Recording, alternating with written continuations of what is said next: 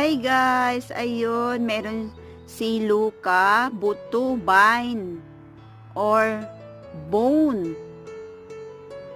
Nilagay namin siya sa labas kasi yung hobby ko galing siya kay mother, tapos binigyan sila ni Luca ng yung karne na merong laman. Ang kay Rufus yung laman kasi ay hindi siya pwede yung bone kasi malaki. So, ayan si Luca dito sa labas nakaupo. Luca, how do bind? Yeah, how do bind? Burati na bind da. Nam-nam? Oh, ayan. Kinuha niya. Ayan.